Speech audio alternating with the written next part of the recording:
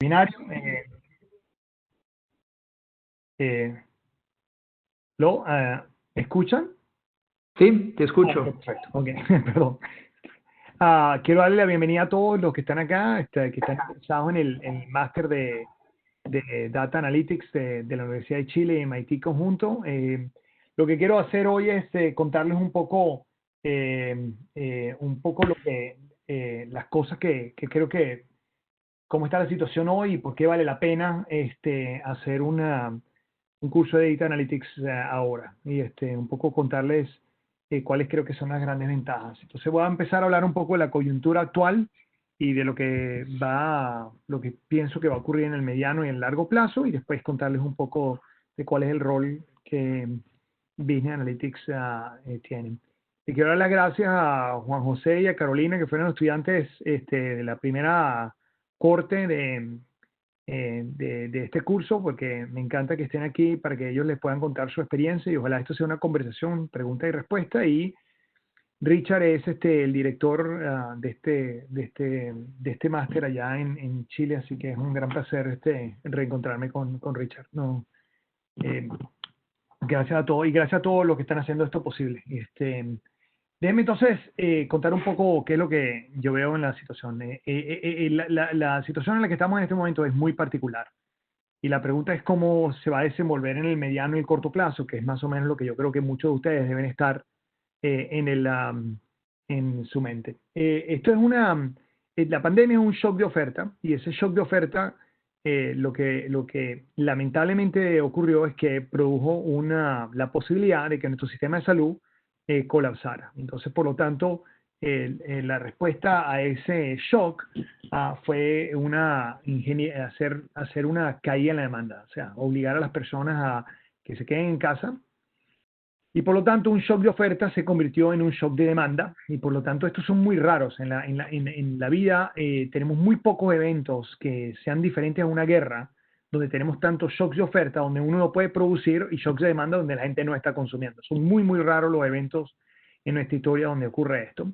Lo que la mayoría de los países está tratando de hacer es evitar que esto se traduzca en una crisis financiera donde hay bancarrotas y el sistema financiero colapsa en el interín. Entonces, estamos más o menos en ese interín todos los países, en lo que estamos tratando de sobrepesar un poco qué es lo que se va a hacer desde el lado de la oferta y la demanda para poder resolver tanto el problema de salud como el problema de la recesión actual. Y lo que quisiésemos hacer es, en principio, lo que queremos hacer es minimizar el número de muertes que sean innecesarias. O sea, lamentablemente es un virus muy fuerte. Espero que ustedes estén protegidos y estén saludables y sus familias estén saludables también. Pero este es un shock y un virus que es muy, muy, muy contagioso y además tiene una alta mortalidad para ser un virus con ese nivel de contagio. Y por lo tanto, la mayoría de los países estamos recién medio aprendiendo qué es lo que vamos a hacer. Entonces hay un montón de experimentación y estamos en ese interín. Y las políticas son tremendamente volátiles en todos los países del mundo. Y yo creo que esto se responde a un problema de que no tenemos buenas medidas de lo que está pasando en la parte de la vida real. Pero al final del día lo que queremos hacer es tratar de evitar muertes innecesarias. O sea, si el virus va a matar a alguien porque lamentablemente esa persona es susceptible al virus, y yo creo que podemos hacer muy poco para evitar eso. Lo que quisiéramos es que nadie se muera porque no recibió servicio de salud. Esas son las cosas que en la práctica la gente política está pensando. Ahora, ¿cómo yo veo esto en el mediano y en el corto plazo? En el mediano y en el largo plazo. En el mediano plazo, y a esto me estoy refiriendo más o menos cómo se ve esto un año, o sea, de junio del año que viene. En la realidad lo que está ocurriendo es que las economías están poniendo un montón de estímulos en la economía para mantener estándares de vida. Pero ese estímulo se va a traducir en un gran boom el día que encontremos una forma de lidiar con el virus. O sea, el día que encontremos o un tratamiento efectivo o que tengamos inmunización o tengamos alguna vacuna, todo ese estímulo está como en la tubería. O sea, entonces tenemos una tubería en la que estamos agarrando y estamos llenando de agua y de presión. En el momento que la liberemos, yo espero que se va a parecer mucho a lo que ocurrió en el año 2009 y 2010 en el mundo. Ustedes se acuerdan, en el 2007-2008 tuve una recesión brutal que vino por una crisis financiera que se reflejó al final del día, en septiembre del 2008, para junio del 2009, o sea, estamos hablando de 9 meses más tarde, la economía estaba en muchísima mejor condición y de hecho estaba en pleno boom. ¿Por qué estoy hablando de esto? Porque estas crisis típicamente lo que hacen es como un acto de limpieza, ¿ok? O sea, lo que ellos hacen es que agarran las tendencias que ya existían y las aceleran. Eso es típicamente lo que ocurre. Por cierto, las tendencias no tienen que ser buenas, pueden ser buenas y malas. Por ejemplo, yo soy de Venezuela y cada vez que tenemos una crisis lo que aceleramos es más la incompetencia, ¿ok? Entonces nos convertimos en peores gobernantes y tenemos gobiernos más abusivos. Pero al final del día, las tendencias que existían antes de estas crisis se tienden a acelerar. O sea que si había desigualdad, esa desigualdad se va a tender a exacerbar. Si había problemas de crecimiento económico, va a haber más problemas de crecimiento económico después de la crisis. Si había polarización política, va a haber más polarización política, etcétera. Y en general, lo que ocurre con estas crisis, quiero resaltar algunos aspectos malos porque en general la gente se enfoca en lo bueno. En general las crisis no escogen muy bien si va a ser bueno o malo el efecto, pero típicamente lo que hacen es que lo que existía se va a acelerar. Y ahorita voy a hablar un momento de esos eventos que se van a acelerar. El segundo aspecto que tienen estas crisis es que las cosas que tienen que desaparecer, desaparecen más rápido, ¿ok? Y de hecho, muchísima gente que trabaja en epidemiología dice que justamente esta pandemia no va a cambiar la expectativa de vida en el futuro, a pesar que va a haber muchísimas muertes en el corto plazo, y especialmente este virus que lamentablemente está pegándolo a los digamos, las personas de mayor edad, 70 y 80 años son los más vulnerables. O sea, una persona de 80 años con este virus tiene el 12% de posibilidad de morir. Eso es casi que la mitad de Ebola, que es uno de los virus más mortales que tenemos en nuestra historia. Entonces, lo que ocurre son estas dos cosas, es que las cosas que tienen que desaparecer, desaparecen mucho más rápido porque no pueden subsistir el momento de la crisis, y las tendencias que existían se tienden a acelerar.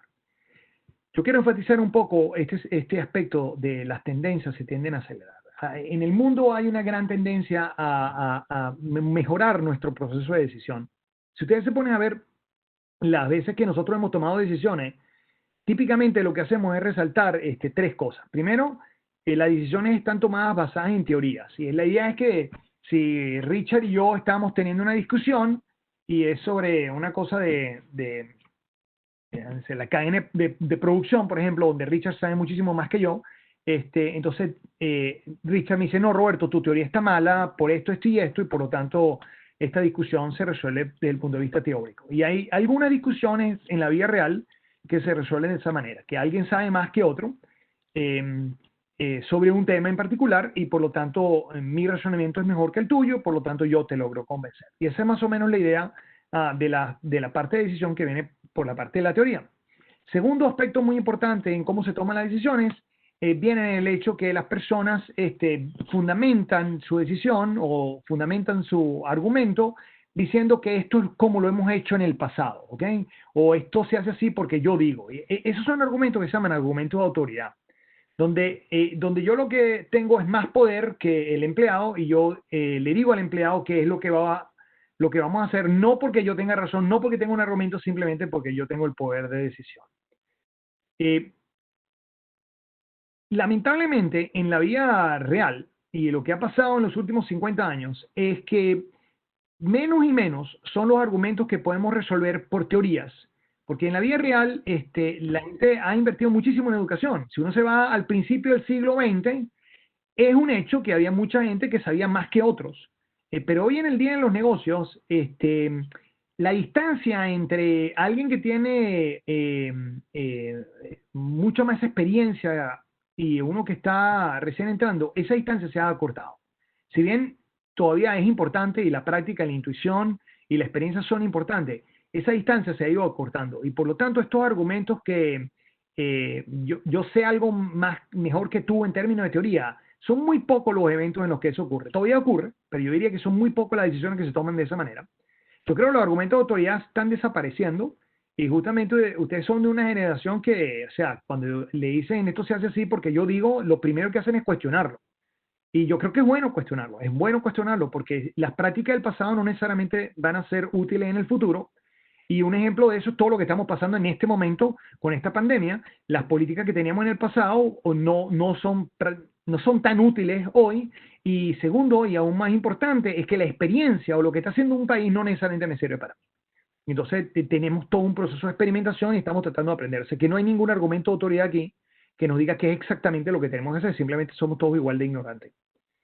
El tercer argumento, que es el que ha tenido mucha fuerza en los últimos años, es el de usar la data, usar la evidencia, usar evidencia para convencerlo. Y es evidencia estadística, porque aquí no es que hay una verdad absoluta, sino que yo voy a poder decir, mira, tenemos 95% de chance de estar en lo correcto si tomamos la decisión A en vez de la decisión B, o tenemos 70% de chance. O sea, son argumentos y de alguna forma afirmaciones que son estadísticas, no verdades absolutas. Típicamente con teoría nosotros tenemos como que verdades absolutas. Entonces, estos procesos de decisiones, una de las razones por las cuales todo este análisis de Data Analytics es tan importante, es porque se está convirtiendo en un pilar muy importante de los procesos de decisión de todas las empresas.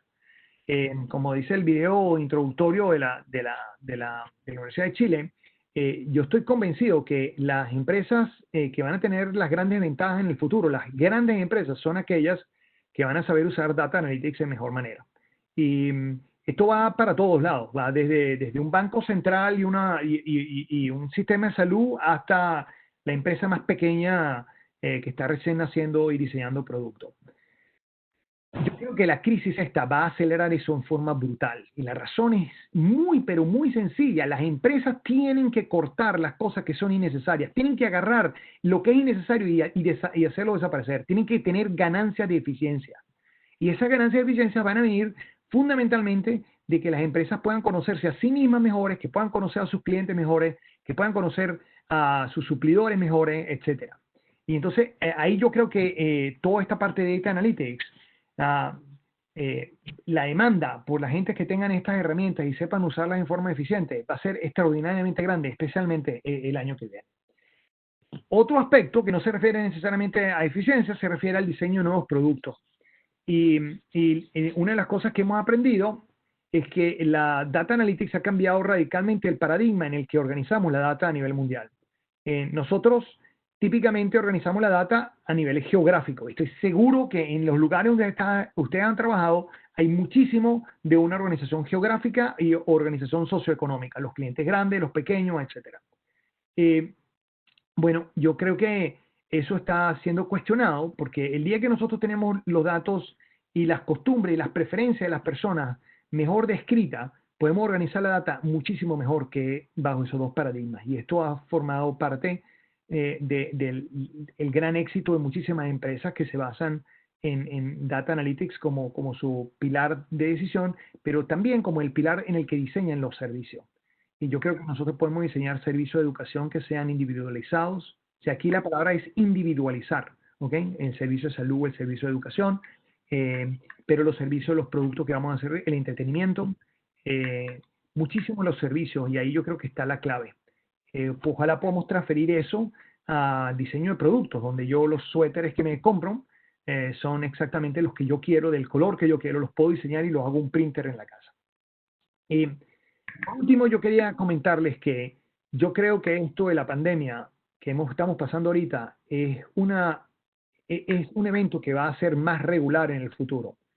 En los últimos 20 años hemos tenido 3 viruses muy, pero muy malos. Y por lo tanto, el mundo en el que nos vamos a mover va a ser uno en el cual va a haber más de estos eventos parecidos, ¿no? O sea, hay muchos virus que se han transferido de animales a hombres, el famoso, el de la influencia española, el del ébola, el del SIDA, todo esto, el HIV, todos estos son virus que pasaron desde animales a seres humanos. Pero si ustedes ponen a ver la frecuencia, lo que ocurrió es que en los primeros 80 años del siglo XX tuvimos 3 o 4. Y lo que ha pasado es que en los últimos 20 años esta frecuencia se ha subido a ser mucho más frecuente. Yo creo que esto va a seguir ocurriendo así, tenemos que prepararnos para que esto ocurra, y yo creo que eso va a implicar que vamos a tener que diseñar bienes y servicios en forma diferente. El turismo no puede ocurrir de la forma que lo hacemos en este momento. Y la única forma de entender cuál es el turismo que va a ser el más eficiente y el que va a vender a Richard es que yo voy a conocer a Richard mucho mejor. Y eso viene con el uso de la data. Entonces, en resumen, y con esto, yo quisiera que esto fuese una conversación y que podamos hablar más después. Déjenme terminar con esto en mis 10 minutos. Estamos en un evento que es muy diferente, pero no solo es muy diferente por el evento en sí, sino porque yo creo que este evento va a cambiar muchas cosas del futuro. De la misma forma que las crisis del petróleo cambiaron al mundo por los siguientes 40, 50 años después que ocurrieron, esto va a tener el mismo efecto. Vamos a cambiar la forma en la cual vamos a diseñar productos y servicios en el futuro. Otra vez, en términos de la data, creo que es fundamental que prestemos atención a la data, a los consumidores y a nuestros clientes, a nuestros suppliidores, para poder diseñar esos bienes y servicios de mejor manera. Y por lo tanto, yo creo que es en ese aspecto de entender mejor cómo presentar la información y cómo estudiar mejor y descubrir cuáles son los patrones de la data lo que van a determinar a las empresas que van a ser exitosas o no. Y yo creo que esta combinación hace que sea muy fructífero invertir el tiempo en este momento para estudiar algo como Data Analytics. Mi hija mayor tiene 26 años, ya está estudiando, ella está trabajando en una empresa de internet aquí en Boston y ella quiere hacer un máster. Y justamente ella me estaba preguntando cuándo tendría que hacer el máster, que si le valdría la pena atrasar el máster una sola vez. Y mi recomendación para ella fue, no, arranca ahora, arranca a hacer el máster ahora, porque el mundo está en recesión ahora. Cuando tú te estés graduando es que el mundo va a estar demandando como loco a gente que va a saber algo de estadística y que sabe aplicarla en forma apropiada a los negocios. Le dije, es que no esperes a que el mundo esté en buenas condiciones para que tú no encuentres el trabajo. Tú digo, métete justamente en este momento a estudiar para que uses este momento de los estudios para mejorarte como un trabajador en el futuro y vas a tener ese chance de hacerlo bien, pero bien rápido. Entonces déjeme terminar ahí, quedan 10 minutos, así que me tomo un poco más de tiempo para darle chance a Richard para hablar. Y otra vez, yo me voy a quedar acá y voy a tratar de responder las preguntas que ustedes tengan. Gracias.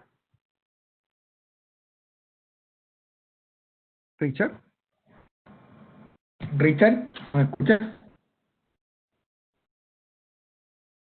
¿Ahora me escuchan? Perfecto. Sí, muy bien, excelente presentación, gracias Roberto. Mi pregunta es, ¿cómo seguimos? Yo pensaba, sería interesante ahora escuchar los testimonios, pero lo dejo a su criterio. Ok, perfecto. Richard, si de repente podemos partir un poquito con el programa y así para que mucha gente que desconoce después pueda escuchar los testimonios con más información. Perfecto. Entonces, voy a compartir ahora una presentación que tengo acá. A ver si eso funciona. Es un PowerPoint. ¿Se ve ahora el PowerPoint Data Analytics Certificate? Sí, profesor. Falta que le dé pantalla completa y estamos listos. Sí, un segundo, por favor. ¿Pantalla completa? Ahí está, perfecto, profesor. Muy bien. Voy a presentar ahora, tal como decía Roberto, no voy a hacer una presentación de lata, ¿no es cierto? Voy a poner énfasis en algunos pocos puntos y después quiero aprovechar el espacio para conversar. Antes de eso, me gustaría dar la gracia a mucha gente. En primer lugar, a Roberto, que fue uno de los pioneros de ese certificate. Empezamos con Roberto hace 2 años atrás y gracias por su apoyo en todo ese tiempo. Gracias también a los dos exalumnos de la primera generación, Carolina y Juan, quienes nos acompañan ahora y dan su testimonio. Cuando hablen los dos, yo me voy. Yo no voy a escuchar lo que digan. Así que pueden decir cualquier cosa, ¿ok? Gracias también a todo el equipo de la FEN, ¿no es cierto?, para la organización y, para la organización de ese evento. Vamos a la presentación. Como decía antes, no voy a entrar a todos los detalles. Algunas diapositivas voy a saltar. No voy a saltar la primera. Con eso simplemente quiero decir aquí generamos muchos datos. Esta es una diapositiva bien conocida. En un minuto en Internet pasa lo siguiente. Lo que vemos aquí en Facebook, 1 millón de login, text send, 18 millones, ¿no es cierto? YouTube, tweets, de todo tipo. Hay uno ahí a las 4 horas de la tarde, ¿no es cierto?, que dice 1,4 millones swipes en Tinder. Ahí no tengo muy claro qué es eso, pero bueno, ese es otro tema. Cuento corto, aquí hay muchos datos, generamos muchos datos, y esos datos hablan y nos dicen algo acerca de los usuarios. Esa aquí es una de mis presentaciones, una de mis diapositivas favoritas, ¿no es cierto?, que habla de dos curvas que van en aumento. Una curva es el crecimiento en datos. Como dice ahí en la presentación, Growth of Data, es la curva naranja. La otra curva también crece, pero un poco más lento. Es el crecimiento en Data Analysts. Entonces, lo que vemos acá es, en cierto sentido, también oferta y demanda. Hay demanda por Data Analysts. Con el crecimiento de los datos, crece también la demanda por gente que tiene una formación en Analytics. La gente que formamos en conjunto con el MIT con ese certificate. Y esa demanda crece exponencialmente según la curva naranja. La oferta de Data Analysts, la oferta de profesionales también crece, pero mucho más lento, representada por la curva celeste. Entonces ahí hay una brecha y esa brecha está creciendo. Entonces aquí hay mucha demanda por profesionales que tienen la formación que entregamos con ese certificate. Así que de los exalumnos aquí no va a haber cesantes. Es el mensaje principal de esa diapositiva.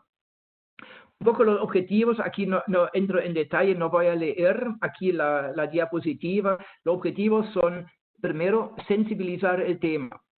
Y eso encuentro muy importante, ¿no es cierto? Va más allá de la técnica. Eso tiene que ver con entender el valor de los datos.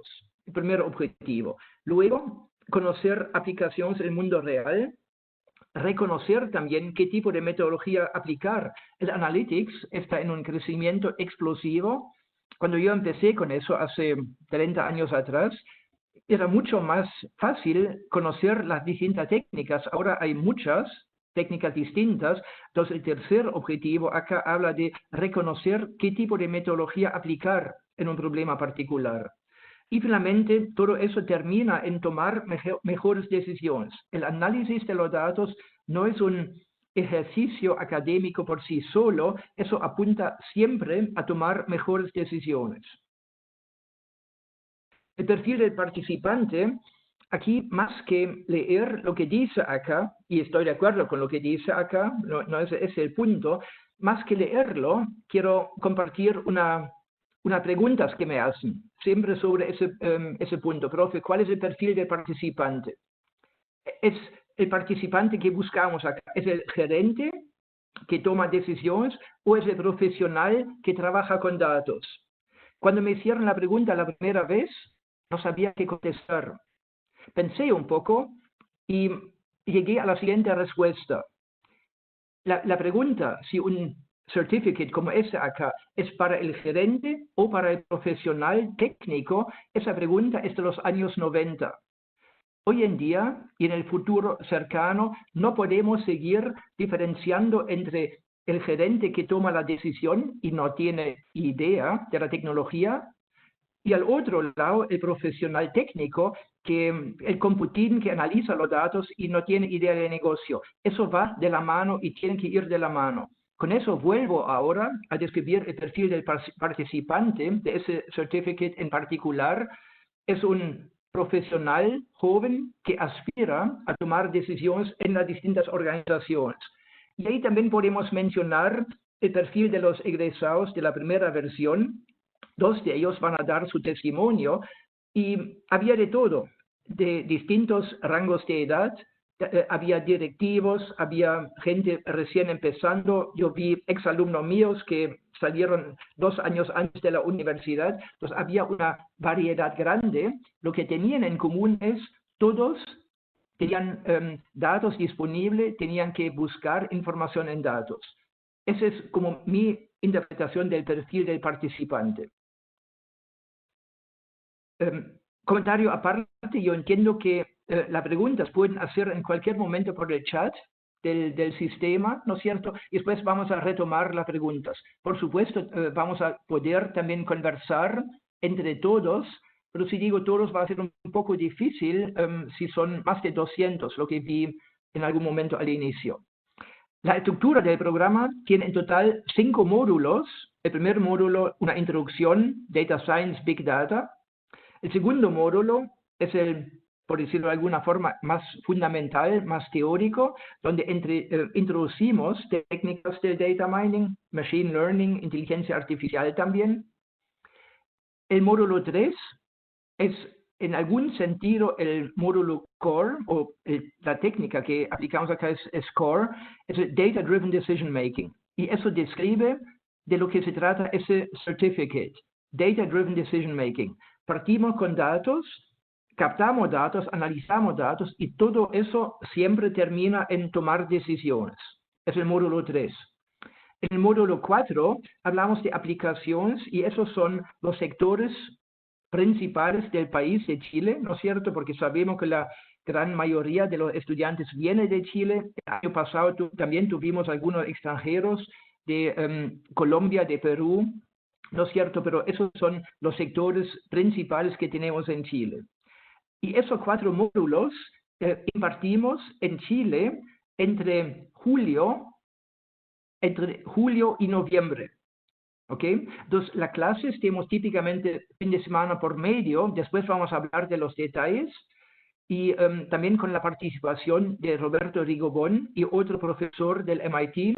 Si la pandemia lo permite, nos van a visitar y van a dar clase en persona. Si sigue la situación muy difícil, lo vamos a hacer a través de videoconferencia. Pero esos son los 4 módulos que impartimos aquí en Santiago.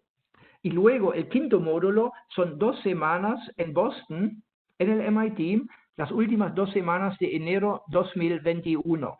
Roberto me dijo la semana pasada que la situación en Boston respecto del virus ya está mucho mejor, así que para el próximo año esperamos una situación muy segura y pensamos que no va a haber problema. Roberto puede compartir más información sobre eso. Valor del programa, eso lo pueden ver con la gente de la FEN, ¿no es cierto? Aquí la inscripción, cómo inscribirse, cuál es la admisión, la parte, digamos, de la admisión, lo ven los colegas de la FEN y quienes están ahora aquí también presentes. Como decía antes, impartimos las clases viernes en la tarde y sábado todo el día, preferentemente fin de semana por medio. Va a haber excepción, algunas veces vamos a ocupar 2 fines de semana seguidos. Las clases en Chile, o que corresponden a los primeros 4 módulos, vamos a impartir en español. La clase en MIT serán en inglés. Por lo tanto, es muy importante para todos los que postulen al programa tener un buen dominio del lenguaje inglés y va a haber un test de entrada también. Como dice aquí abajo, empezamos en julio 2020, terminamos en noviembre y 2 semanas en enero 2021 en el MIT. El cuerpo académico, esos son los colegas acá, a eso se suma Roberto Rigobón, Robert Freund, ¿no es cierto? Los requisitos, prefiero terminar aquí mi presentación, ¿no es cierto? Simplemente decir ¿qué destaca el MIT? Ahí esa parte la presenta Lee Ullman, no sé si está presente ahora Lee Ullman, así que yo lo voy a decir acá. Es una de la mejor universidad en el mundo, en primer lugar, durante 7 años consecutivos. Eso podemos actualizar, cumple también en el año 2019. Tiene muchos premios Nobel, ¿no es cierto? Lee Ullman, la última vez me dijo, ese número acá, el tercer ítem, dice actualmente 89 premios Nobel, ese número hay que actualizarlo semanalmente, así que estoy seguro que ya no es correcto. Y en vez de seguir aquí presentando el MIT, que corresponde a los profesores del MIT, prefiero terminar mi presentación y empezar la conversación o escuchar los testimonios de los exalumnos. Sebastián, ¿cómo seguimos? Perfecto, profesor. Además se va a conectar el decano de la escuela, de la Facultad de Economía y Negocios, José Gregorio, así que le estamos también dando acceso en este momento como panelista. Mientras tanto, mientras se conecta, ahí se conectó, profesor. Sí. Profesor José Gregorio, ¿me escucha? Te escucho perfecto. Hola, ¿cómo están? Hola, Roberto, Richard. Hola a Hola todos. José, ¿cómo estás? Bien, bien, ¿y ustedes? Aquí bien. Bien, bien. Bueno, darle la bienvenida, profesor. Vamos si quiere, unas palabras respecto al programa para proseguir con las palabras de los exalumnos. Déjame decir algo. Así de saludo. Desafortunadamente llegué un poco tarde, pero estoy bastante contento y bastante interesado estaba en venir y suspender cosas, porque yo diría es de los programas estrellas que estamos haciendo en la facultad, yo creo también en el Departamento de Ingeniería Industrial, porque es como lo más moderno que estamos haciendo y con una institución como MIT, como Sloan, que es difícil encontrar un mejor partner. Entonces, realmente es, yo creo, un curso, un programa que está muy diseñado mirando al futuro, mirando a lo que viene, a las necesidades que van a haber en el ámbito de los negocios, en el ámbito de nuestro trabajo profesional. Así que hemos, me comí un maní. Entonces queremos invitarlo a que lo vean. Es un programa tremendamente exitoso y ahora vamos a escuchar, ¿no es cierto?, a los exalumnos.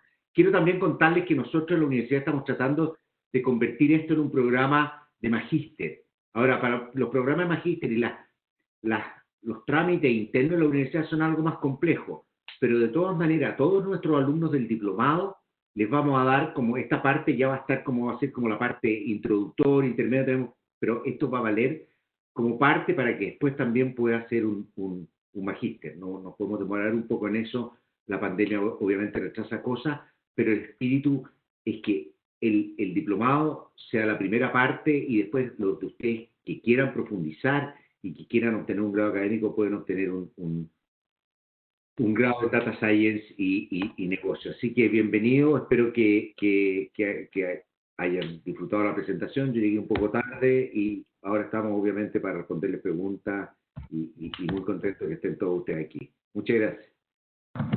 Muchas gracias, profesor. Carolina, ¿me escuchas? Hola, Hola, Carolina. Sebastián, ¿me escuchas? Sí, aquí Sí, estamos. se te escucha perfecto. Carolina, ¿cómo estás? Hola, tanto tiempo, Richard.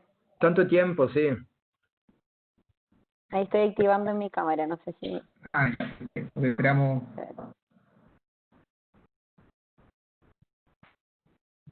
Un segundito.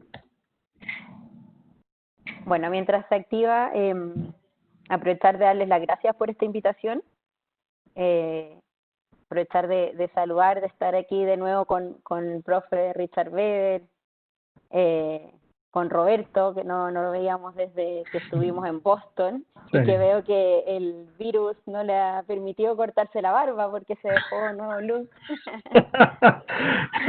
No solo eso, sino que la barba tiene el mismo tiempo creciendo que lo de arriba. Y mira, aquí no crece nada.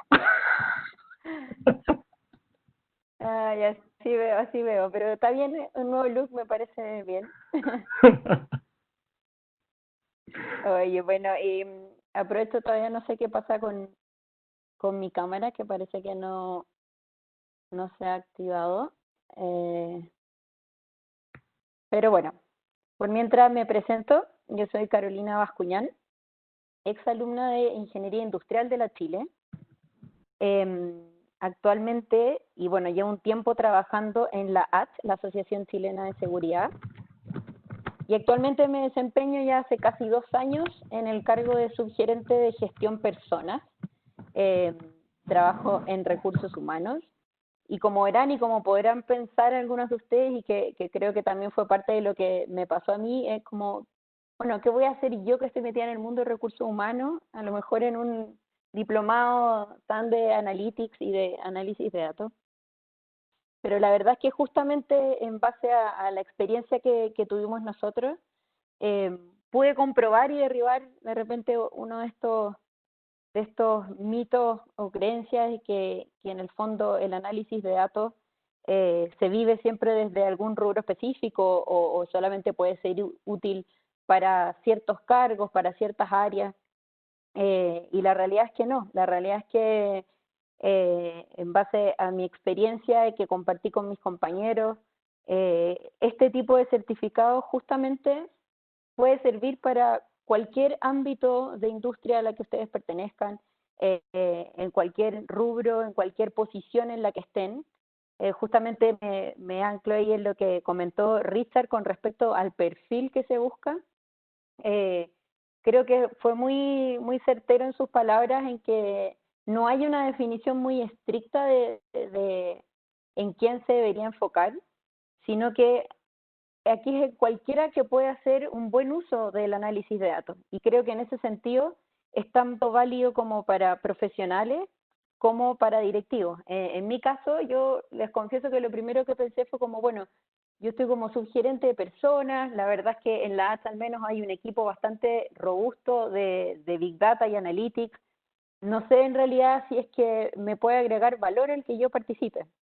Y me aventuré en este desafío y la verdad es que con una grata sorpresa de que efectivamente sí es lo que necesito, sí es lo que a lo mejor muchos de los que trabajamos con datos sí necesitamos. Probablemente yo no esté siempre metida en la parte técnica, ¿cierto? En la parte de desarrollo, de programación, pero es clave, es realmente muy importante poder conocer un poquito más en detalle para poder ser una buena contraparte de un área de analytics, para poder en el fondo desafiar a un área de analytics, hablar en el mismo idioma. Cuando estemos haciendo análisis, a lo mejor yo claro, le voy a poder pedir a esta área que me desarrolle ciertas cosas, pero teniendo claridad en qué es lo que les estoy pidiendo y qué es lo que espero de esos entregables. Pero además también otra parte muy importante tiene que ver con que todos somos responsables, indistintamente de qué área trabajemos en una organización, todos somos responsables de la construcción de los datos. Y eso es clave, porque como parte del gran aprendizaje que tuvimos en este programa, es que lo más básico para poder hacer un correcto análisis de datos y para poder tomar correctas decisiones es que necesitamos datos confiables y para eso tenemos que empezar a recolectar datos y es parte de los desafíos con los que nos hemos encontrado y que probablemente puede pasarle en muchos de sus rubros y empresas, en que muchas veces todavía no se ha partido con lo más elemental que es empezar a hacer esta recolección de datos, a guardar la información para posteriormente usarla. Entonces, y por eso digo que independiente de el rol que tengan, va a ser muy importante en que podamos empezar a juntar esta información, a usarla, y bueno, y además contarles un poquito más de la experiencia de lo que fueron las clases. Nosotros compartimos como dijo ahí Richard, éramos casi 50 alumnos en esta primera generación, y todos éramos de distintas edades, de distintos rubros, del mundo privado, del mundo público, distintos cargos, y eso fue una de las cosas más enriquecedoras del programa, porque cada uno pudo ir compartiendo desde su rol las experiencias y en el fondo cómo era su acercamiento o su relación con el análisis de datos. Entonces eso nos permitía poder tener miradas desde incluso mucho más técnicas a miradas más estratégicas de qué hacer con el uso de los datos. En ese sentido, creo que ahí cuando Richard mostraba el programa, me recordó cuando yo estaba partiendo, así como ustedes, entendiendo, mirando información del inicio, y de repente puede sonar un poco abrumador algunas palabras o ciertas unidades del programa en que uno dice como chuta, no sé si me veo yo viendo algo tan técnico, pero la verdad es que es súper llevadero el programa porque justamente se va acercando a la realidad. De repente vemos cositas más técnicas, pero que para todos es necesario conocer, como les decía, para poder ser una buena contraparte, para poder hablar un idioma común con los equipos de Analytics. Y por otra parte también los mismos equipos que pertenecían a áreas más técnicas, era súper valioso poder conocer la mirada más estratégica, la mirada de algunos ejecutivos que estaban en el programa, y poder combinar eso, porque en el fondo va a ser súper importante trabajar esas alianzas interáreas para poder llegar al objetivo común que estamos buscando. Carolina, una consulta. Me gustaría saber cómo fue tu experiencia con el tema del viaje, al MIT al final. ¿Nos puedes contar un poquito de eso? Sí, justamente iba para allá ahora. Más allá de lo enriquecedor que fue compartir con los distintos compañeros que tuvimos en el programa, la experiencia de haber tomado este programa en conjunto con MIT fue increíble, fue única. La verdad es que estar, no solo desde el principio, porque tuvimos clases con profesores como Roberto, que fue un honor haber tenido clases con él en 2 instancias que vino en presencial a Chile, pero después, más encima, el haber podido vivir la experiencia de estar en clases en una universidad como en el MIT, cada uno de los profesores que nos hicieron clases, de verdad fueron unos cracks. Es un lujo poder contar con esa experiencia de tener las clases con ellos, de poder compartir la visión que está teniendo la universidad, el MIT exclusivamente, y también en el fondo la mirada que están teniendo en otros países, porque más encima es bien diverso el mundo de los profesores que nos tocó en el MIT, porque nos tocó de distintos rubros y también de distintos países. Por lo tanto, también cada uno nos pudo entregar desde su conocimiento, desde su experiencia, cosas que estaban haciendo ellos, no solo en Estados Unidos, sino que también trabajando con el resto del mundo. Entonces, fue una experiencia única, fue increíble haber podido estar esas 2 semanas ahí en Boston, con el frío que significó, pero que también le agregó una experiencia bastante única al programa. Y además que el haber pasado 2 semanas completas con todos los compañeros del programa también ayudó mucho. Fue muy enriquecedor, nos pudimos conocer mucho más, pudimos compartir, entonces no fue solo estudio, también lo pasamos bien. Pudimos consolidar relaciones que hasta el día de hoy mantenemos. Yo sigo en contacto con muchos de los compañeros que tuvimos en el programa, y desde el ámbito laboral, no solo también desde lo personal, sino que también desde el ámbito laboral hemos podido seguir compartiendo experiencias, hemos seguido en contacto para poder hacer trabajos comunes, para poder desarrollar proyectos. Entonces, eso creo que también es muy valioso un programa como este, porque te abre puertas, te abre redes que hoy día son súper necesarias en el mundo en el que estamos, en que hoy día va a ser clave el adaptarnos, el poder trabajar en conjunto, no tener miradas sesgadas, sino que poder unirnos en lo que hoy día la transformación y el mundo nos está demandando. Entonces, ha sido súper valioso, y ahí no quiero alargarme más, voy a dejar también a Juanjo que pueda contar de su experiencia, pero también si después van saliendo preguntas, feliz también de poder seguir respondiendo. No sé, si tienes algo más que preguntar específico. Muchas gracias, Carolina. Ahí vamos pimponeando con las preguntas de los asistentes. Muchas gracias por estar acá también. Perfecto, nada, gracias a ustedes. Juanjo, ¿nos escuchas? Sí, déjame activar aquí, no sé si me veo. Sí. Sí, está perfecto. ¿Me escuchan? Ya. Bueno, primero que todo, hola Richard, hace tiempo que no nos veíamos, bueno, a la Caro, estuvimos ya hablando, al profesor José Gregorio, a la gente de la FEN, y a Roberto, que ya debe creer a esta altura que lo estoy persiguiendo porque me lo he topado las últimas 2 semanas en más de una ocasión, pero que no piense que lo estoy acosando.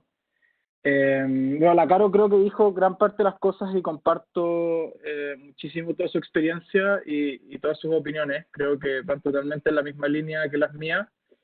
Y un poco cómo me gusta pensar en el programa. Yo soy economista de la Universidad de Chile, yo estudié el magíster de análisis económico, me fui afuera, volví, y ahora trabajo en el Banco Central en el departamento de microdatos, y uno en su vida como economista tiene muchísimos cursos de econometría. No sé si todas las personas que están acá saben lo que es la econometría, pero es esa unión entre los modelos más matemáticos y la teoría económica y cómo los comprobamos y hacemos estadística al respecto. Y yo defino mis cursos de econometría de tres formas: los que no me han servido para nada, absolutamente para nada, los que son matemática pura y los que me han enseñado a pensar. Y yo creo que este programa va en la misma línea. En el Analytics tú tienes tres cosas: muchos posts y mucha gente hablando de Analytics todo el día, que al final no llegan a nada. Muchos cursos de mucho fierro, de aprender a programar, de aprender a hacer cosas, y ahí hay una serie de herramientas infinitas, tanto online como programas a lo largo de Chile. Y hay pocos programas que te enseñan a pensar, que te enseñan a entender lo que está detrás, a ir a la otra línea. Y por lo menos en mi caso siento que eso es lo que me dio este programa, una posibilidad, una persona que yo tenía un pequeño background en Analytics, muy, muy pequeño, pero me enseñó a pensar, y hoy en día me puedo sentar con cualquiera de las personas expertas en análisis de datos en el banco y tener una conversación y debatir y demostrar por qué está mal y corregir y entender lo que está detrás y buscar nuevas técnicas y ver nuevos accesorios. Y ahora hoy en día me llega una idea y es como, pero esto lo podemos hacer por esta línea o podemos ir hacia allá. Entonces, esa amplitud de mente, esa flexibilidad de mente que enseña este programa, al tener una mezcla entre un background totalmente distinto de profesionales y profesores que todos vienen de distintas áreas, enseñarte desde distintas miradas, el Analytics abre mucho la mente. Y creo que eso creo que es como el core, yo encuentro, del programa, es el centro de lo que enseña. Y lo otro que entrega el programa, que a mí me gusta creer mucho, y la Caro creo que lo mencionó, pero me gusta volver a destacarlo, son los compañeros que uno tiene. Yo aprendí magistralmente de todos mis compañeros. Cuando partió el programa, Richard no tenía tan clara su definición del profesional, y creíamos mucho que el programa era muy de los gerentes. Y yo como analista, obviamente tengo 26 años, no tenía ese background ni cerca.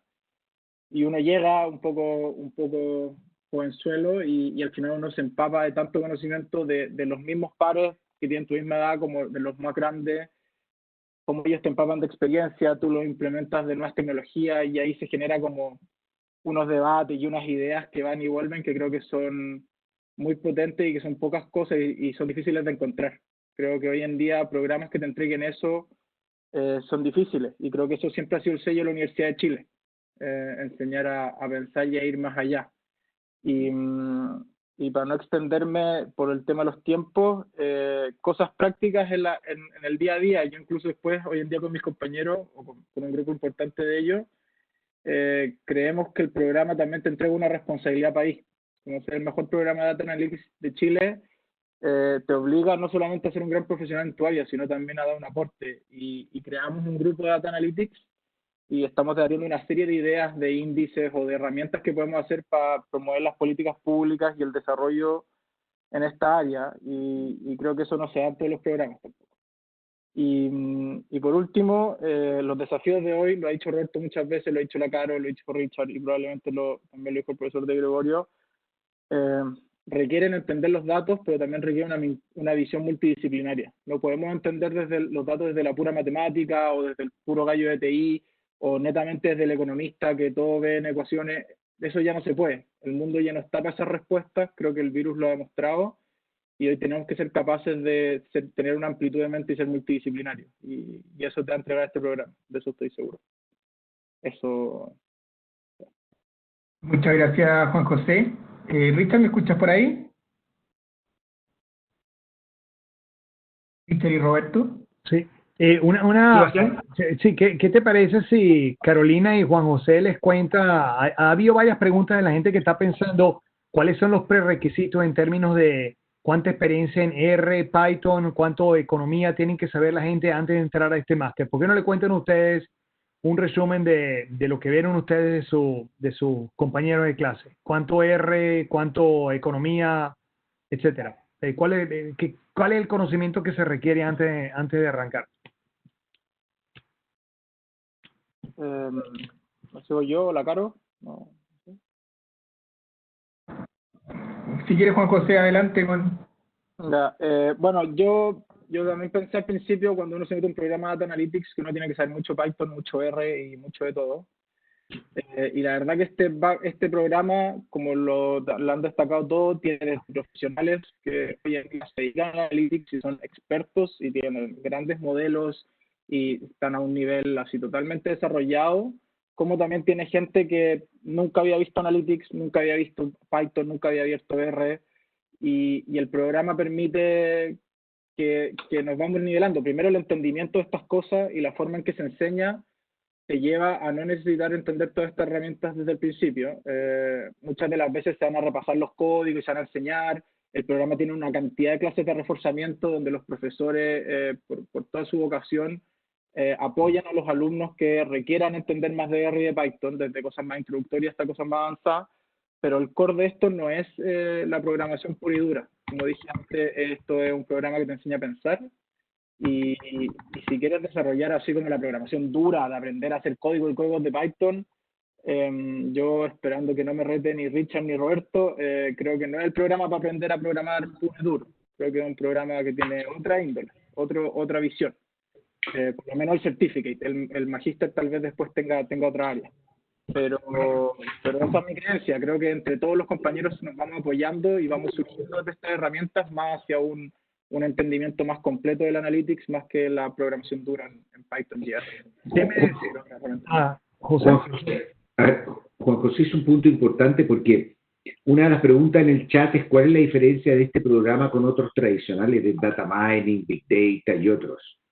Este es un programa que está orientado a business, al negocio, a la aplicación, a las aplicaciones. O sea, yo creo que es más que, obviamente uno puede hacer mucha programación y cosas así, pero a entender el tema de los big data y a buscar su aplicación en el mundo de negocio, las políticas públicas. O sea, hay muchísimo que se puede hacer, y creo que la gran virtud es hacerlo además con Slow. O sea, no es por hacerle más publicidad a Roberto, pero todo lo que han hecho ellos en materia de precio, ¿no es cierto?, de web scrapping y haciendo tremendas revisiones de precios alrededor del mundo y entendiendo muchas cosas, además de investigación, pero también de cosas muy, muy importantes, como por ejemplo entender lo que pasaba con la inflación en Argentina cuando metían con los datos.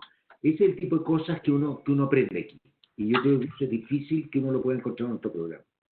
Yo lo que, déjame complementar lo que está diciendo José. Yo creo que la diferencia de este programa es que este programa lo diseñamos para tratar de resolver un problema. La mayoría de los programas de Data Analytics que existen en el mundo es, qué sé yo, el departamento de ingeniería, y les quiero decir, eso pasa aquí en MIT.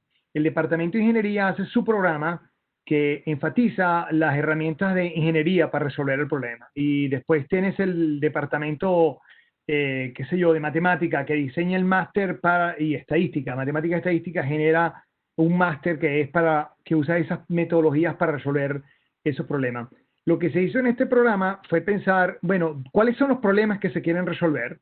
Y los problemas que se quieren resolver requieren de muchas herramientas. Requieren herramientas de estadística, ¿ok? O sea, entonces vamos a poner eso en el curso. Requieren herramientas de ingeniería, que son todas las de Machine Learning y Big Data, y entonces se pusieron esos temas ahí en el curso. Se requiere entender economía y problemas de identificación para poder entender causalidad. Entonces se metieron esos aspectos. Entonces, al final del día, este máster, como está diseñado, yo creo que está mejor diseñado que el que tenemos nosotros acá en MIT, de hecho, porque lo que se hizo fue resolver parte de los silos, de romper estos silos y lograr combinar herramientas para resolver los problemas de la realidad. Y entonces, yo creo que en ese sentido lo hacen muy diferente. Yo creo que también el énfasis aplicado es muy importante. Por ejemplo, ¿qué estamos haciendo nosotros ahora? Estos son los estudiantes de MIT que están trabajando, pero ¿qué es lo que estamos haciendo nosotros ahora en el Perú? Lo que queremos es agarrar a estudiantes de MIT y tratar de entender cuál es el costo social de la pandemia. Y en la pandemia nosotros estamos pidiendo a la gente que se quede en la casa. Bueno, ¿cuál es el costo social de eso? Hay un costo social brutal en términos de depresión. ¿Cómo medimos eso? ¿Cómo se construye eso? Y esas preguntas no solo son relevantes, sino tienen un impacto inmediato en lo que está ocurriendo en los países. ¿Cuál es el impacto de esto en violencia doméstica? que está totalmente subestimado. Y como lamentablemente no prestamos atención a la violencia doméstica, el supuesto es que es cero. Y nos vamos a dar cuenta, digamos, varios meses después, de cuál fue el costo social de las políticas que estamos tomando. Y muchas de las políticas que estamos tomando, estamos a las ciegas, estamos tomándolas con un grado de ignorancia extraordinario, con muy poca información, con muy poca data. Yo creo que muchísimos están actuando en forma noble, pero lamentablemente en esa ignorancia vamos a cometer muchos errores. Entonces, si estuviesen ustedes en este momento en el máster, estuviesen tomando la clase conmigo en enero, el problema que yo estaría enfatizando sería el de medición de costo social. Y eso es lo que tengo ahora a la gente haciendo esos estudios. Y yo creo que en la práctica lo que hacemos es vemos cuáles son los problemas que son relevantes y producimos una respuesta. Mi estudiante del semestre pasado, lo que resolvimos fue, en lo que ocurrió el problema de COVID, el primer problema fue cuál es la decisión entre pobreza versus infección. ¿Cómo la gente puede medir eso? ¿Cómo la gente puede medir? ¿Cómo uno puede saber cuánto estaría dispuesto a intercambiar pobreza a infección? Y yo creo que la mayoría de nosotros nunca nos hemos hecho esa pregunta. Y la pregunta es cómo recogemos la data para poder responder esa pregunta de forma tal que podamos diseñar políticas públicas que sean consistentes con esas cosas. Entonces yo trabajo mucho en macroeconomía y cosas públicas, por eso todos mis temas son de eso. Pero hay gente que trabaja en los aspectos personales. Hay gente que pregunta cómo esto puede cambiar la electricidad y la minería. Bueno, yo les puedo decir, las aplicaciones de la data en electricidad y minería son tremendas, desde el punto de vista de mantenimiento y predecir cuándo hay que hacer el mantenimiento en forma apropiada, a entender cuál es el supply chain, a entender cómo hacer optimización en el consumo de electricidad para que no reduzcamos nuestro impacto ambiental. Yo quiero que ustedes entiendan que esa respuesta de cuál deberían ser los equipos que yo debo tener en mi casa para yo reducir el impacto ambiental es realmente una respuesta individual. No hay una respuesta que sea igual para todo el mundo. Cada hogar chileno, bueno, no cada hogar chileno, pero las características de los hogares chilenos que requieren una solución en particular son un grupo relativamente finito y pequeño. Y hay muchísimas soluciones para reducir el impacto ambiental. La mejor forma de la empresa de electricidad de reducir el impacto ambiental es entender a sus consumidores muchísimo mejor de lo que entendemos hoy en día. La gente no solamente consume electricidad, sino lo consume dependiendo de cuáles son sus condiciones sociales y económicas. Y yo creo que ahí hay aplicaciones tremendas que se pueden hacer. Y las hemos hecho. Y las hacemos todos los semestres. Este semestre en particular, como ustedes entenderán, el 100% de las aplicaciones en el MIT se dedicaron a cosas de salud. El año pasado el tema fue la crisis del opio, entender cuánto se consumía del opio, y porque hay una crisis del consumo de opio en los Estados Unidos que es devastadora. Entonces, muchos de estos temas que en clase los escogen los estudiantes, y lo que están escogiendo son cosas que sean aplicadas a este momento. Y parte de lo que se está haciendo en el programa de la Universidad de Chile es seguir esa misma idea. Nosotros lo llamamos Action Learning, que es aprender a través de hacer proyectos que sean reales. Y parte de lo que queremos hacer en este certificado es que sigamos esa teoría. La mejor forma de aprender cómo aplicar esto es aplicarlo a un problema que les interesa a ustedes resolver.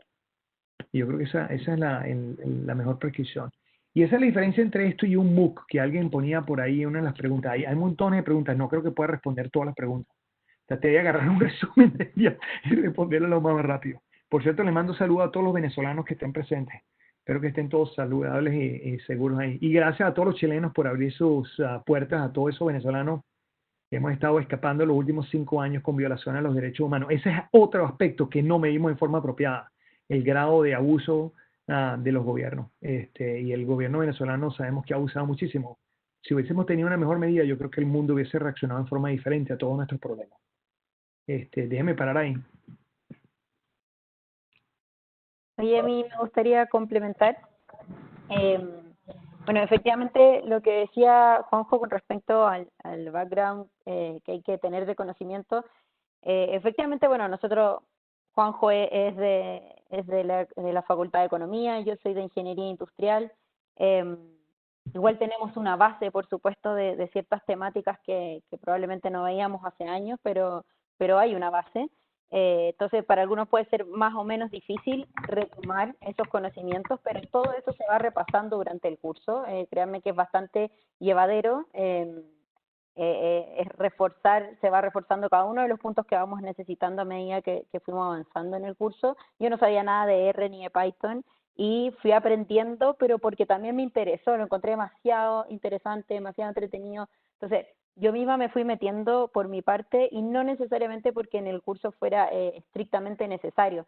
Siempre además trabajábamos en grupo, entonces también era la idea de poder ir trabajando en equipo donde generalmente había uno que sabía poco más de la programación, pero también para mí y para todos nuestros compañeros que no sabíamos nada de Python y R, fue interesante aprender cosas básicas. Probablemente yo aprendí un nivel en que hoy día no me sentiría tranquila como de programar completo, hacer un análisis completo en programación, pero sí yo hoy día puedo mirar un código y entender lo que dice, entender qué es lo que se busca en ese código, entender incluso a lo mejor si pueden haber cosas que se estén omitiendo o que estén faltando. Entonces, por eso les decía, como antes, es en el poder sentarse como una buena contraparte con un área más experta y realmente saber de lo que estamos hablando. Y no que te pasen un código y que sea como que te hablaran en chino, sino que realmente poder entenderlo. Y eso fue súper valioso y fue algo que aprendí de cero en el programa. Y para hacer cargo también de algunas preguntas que he visto en el chat que han salido con respecto a llevarlo a la práctica, cómo eso ha sido, al menos en mi experiencia, yo les recuerdo, yo trabajo en recursos humanos, y la verdad es que desde que, bueno, me encontré con dos desafíos una vez que terminé el programa. El primero, como les decía, es que me di cuenta que nos falta mucho recolectar datos, y justamente ese fue un trabajo que empezamos a hacer desde el mundo de recursos humanos, por ejemplo, particularmente en el área de selección. Nos dimos cuenta que no llevábamos un registro de todos los postulantes que nosotros entrevistábamos, los que incorporábamos dentro de la organización o incluso los que no o los que se nos iban. Entonces, estamos construyendo eso ahora. Pero, por ejemplo, les voy a dar un ejemplo bien concreto, corto y valioso que ha salido producto de mi pasada por este programa. Es que nosotros llevábamos harto tiempo, por ejemplo, yo trabajo en la ATS y nosotros trabajamos con harto personal de salud. Y muchas veces nos cuestionábamos cuál es el perfil del médico que queremos, el perfil médico AT, qué queremos que nos represente, quién queremos que sea. Siempre se hablaba de, no, nosotros queremos que sea de tal universidad o de esta otra, universidades que suenan obviamente prestigiosas. Ya, pero cuando uno decía, ya, pero ¿por qué? Y esto hablando con médicos, directores médicos dentro de la organización, generalmente basaban sus decisiones en base a experiencias. No, porque en verdad yo tuve una mala experiencia con el de la Universidad X, por lo tanto, no, descartado, solamente quiero el de esta y esta universidad porque están reconocidos.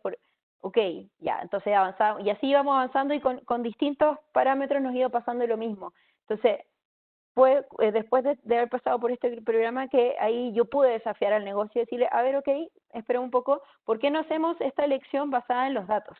Y empezamos a recolectar información que teníamos de todos nuestros médicos. Nosotros en LATS tenemos más de 200 médicos, 300, en nuestras empresas filiales llegamos a 400 médicos. Tenemos información de sus resultados cuantitativos, tenemos información del desempeño, que el desempeño nos habla no solamente como de la parte más de valores y competencias, sino que también de ese como perfil ads que buscamos en el sentido de liderazgo.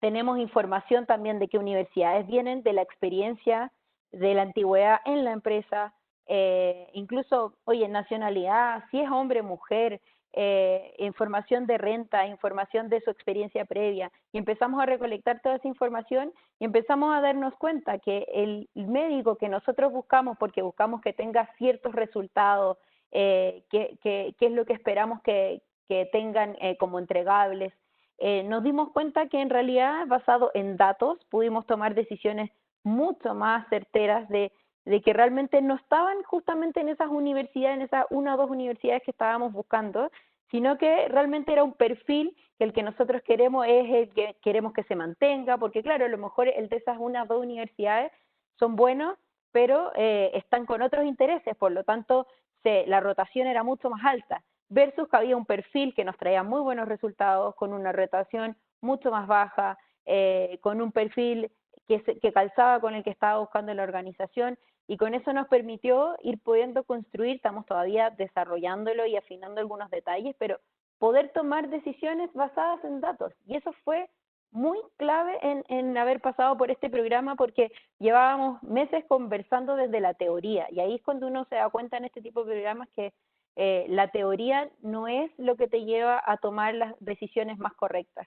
Es importante, los datos hablan, pero también es importante saber leer esos datos, saber escucharlos y de qué forma. Y eso es lo que te enseña este tipo de programas.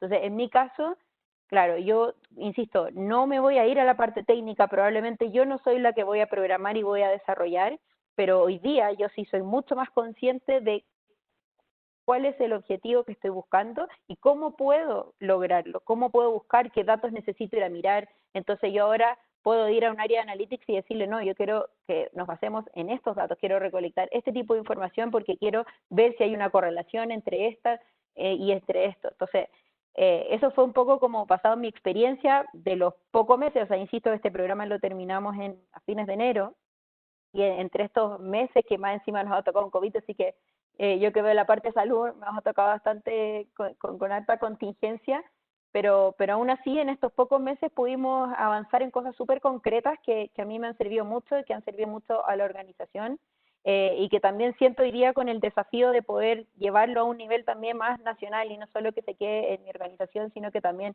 poder construir a partir de esto en cosas que generen un aporte al país. Muchas gracias, Carolina. Profesores, si les parece, dar unas palabras de cierre. Yo quería responder una preguntita, Sebastián, si no somos Una pregunta que me parece muy, muy buena, que la línea entre segmentación y discriminaciones. Una de las cosas que tenemos en este programa son cuáles son los aspectos éticos de usar la data, o sea, de cómo entender, cómo ajustar, cómo cambiar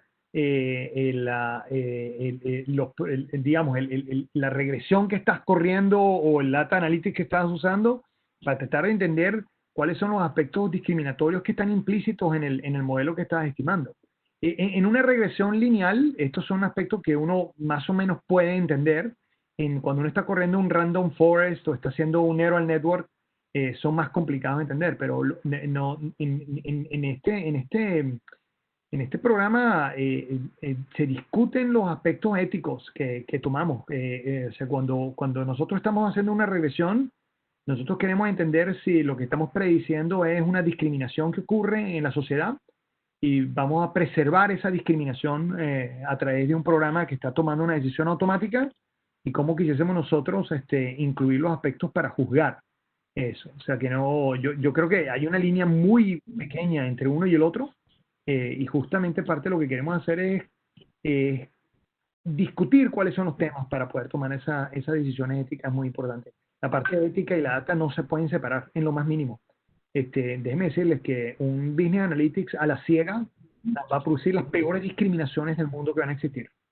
Y muchísimas de las discriminaciones que observamos son lo que se llama Statistical Discrimination, que son las cosas que observamos en muchos países que se toman. Y es porque justamente alguien tomó una decisión a ciegas. O sea, y lamentablemente eso es lo que no queremos. Hoy lo que está pasando ahorita en Estados Unidos, yo me imagino que han sabido todas las demostraciones que están pasando en Estados Unidos, vienen justamente porque justamente nuestros sistemas no están tomando decisiones en forma apropiada y no nos hemos dado cuenta de los sesgos que la sociedad tiene. Y no le hemos corregido esos sesgos. Y por lo tanto, entonces terminamos en un equilibrio muy, pero muy malo como estamos pasando ahora.